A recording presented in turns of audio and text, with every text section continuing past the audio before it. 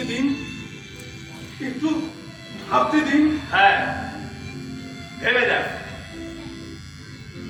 ওই সৈনিক জ্ঞান ফিরে পেল, রাজাকে বলতে বাধ্য হবে সেই গুপ্তপথের সন্ধান। তারপর শুরু হবে এক রক্তক্ষয়ী সংগ্রাম। তাদের বিপক্ষে কেউ প্রাণ নিয়ে ফিরে যাবে, তাদের ঘরে ঘরে হাহাকার পড়ে যাবে। বৈধব্যের দীর্ঘশ্বাস আর অনার পিঠোর কান্না, অমঙ্গল নেমে আসবে তোমারও।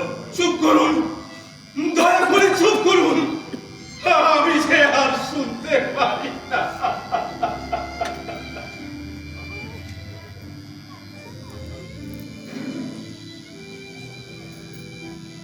আচ্ছা, আমার আনন্দ যদি বেঁচে ওঠে, মহারাজকে না বলে সে গুপ্তপথের সন্ধান, তাহলে সেই মুহূর্তে মহারাজ কনিষ্কের তরবারির আঘাতে এর মস্তক এর দেহ হতে বিচ্ছিন্ন ওরে আমার আনন্দ, ওরে আমার নীলকণ্ঠের বিষ, তোকে দিয়ে আমি কি করি?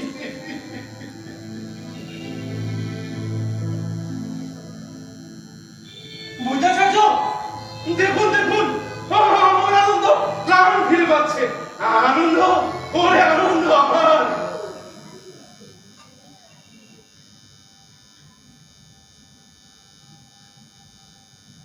কি আশ্চর্য!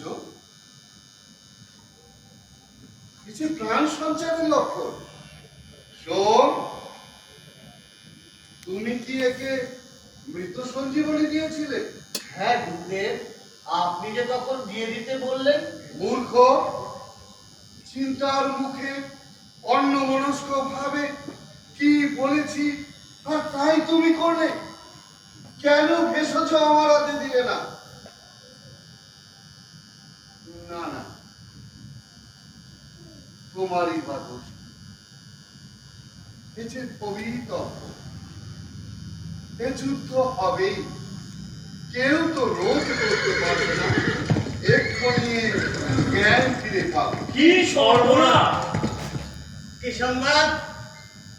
ও কি কথা বলেছে?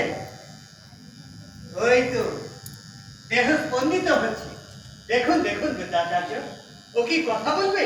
হ্যাঁ মহারাজ, ও কথা বলবে, তবে আরো কিছু বিলম্ব আছে। ও কথা বলবে? ও কথা বলবে?